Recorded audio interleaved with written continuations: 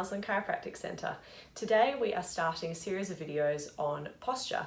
Over the course of September we're going to be releasing a whole bunch of videos discussing your posture, correct posture, poor posture, and what this does for your health. So for this first video I thought I'd discuss what exactly is poor posture, what is good posture, what posture really means for your health, and a couple of simple exercises that can get you standing more upright by the end of today.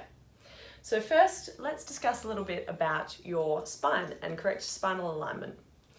Now, when we look at the spine from side on, we should see a nice forward curve of the neck, backwards curve of the upper back, and forwards curve of the lower back. This allows for proper joint alignment, proper exiting of nerves, proper muscle tension all throughout the body. When we look at the spine front on, we should see level shoulders and level hips, and also level ears. Now, a poor posture causes changes in these curves. So anyone can picture a poor posture. It's slumped forward shoulders, head translating forwards, a bit of a pot belly popping out, perhaps one leg longer than the other, your hips a bit skew-if. To turn this around, what we want to do is have your ear over your shoulder, shoulder over your hip, hip over your knee, and knees over your feet. You should stand nice and balanced with your feet about shoulder width apart and hip width apart. What this does is it stacks the spine correctly to take tension out of your body. Now, if you're in this poor slumped posture, this does a lot more than look bad. One, it puts a lot of pressure on the joints of your spine and strains your muscles as well. It compresses your lungs and actually decreases your ability to take a deep breath. It can compress your abdominal organs, decreasing your ability to digest properly.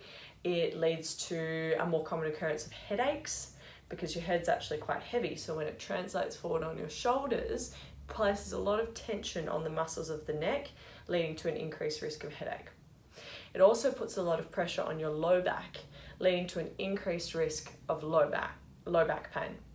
Now, this can become a vicious cycle because when you have poor posture, that leads to low back pain, which leads to your posture getting worse, which leads to more low back pain.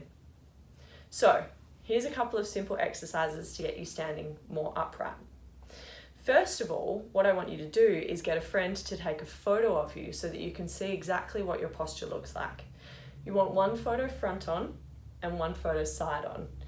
What you want to do is stand with your feet hip width apart, take a deep breath in, and let your body fall into its normal position. Now, with your front on photo, you might notice that one shoulder sits lower than the other. I've had people come in for their first appointment and they have no idea that one shoulder's sitting this far below the other one because of the changes in their spine. You might notice that one hip is sitting lower than the other as well, which can put increased pressure down one leg or create pain in the other leg due to decreased pressure. Next, the side on photo, you want to notice if your ear is over your shoulder, shoulders over your hip. If it's coming forward and slouching around like this, then that's obviously a problem. Now, once you've got those photos, what you want to do is practice standing upright. This can be quite difficult, especially if you've had poor posture for a long time because your joints get quite stuck in the wrong position. So what you want to do is imagine that you've got a hook that's coming right under your chest bone here, hooking under and drawing you up. You want to raise your chest up, have your shoulders come up and back, and bring your head stacked over your shoulders. You want to hold this for a short amount of time and then everything relax. Then you want to do it again. Now, when you do this regularly throughout the day, it helps retrain your spine, retrain your muscles to hold you upright, and it can take the pressure off your neck and upper back. Okay, so that's the basics of posture. Any questions, feel free to shoot me a message or give our office a call, and I'd be happy to chat to you and see if there's anything we can do to help get you standing more upright and take the pressure off your spine.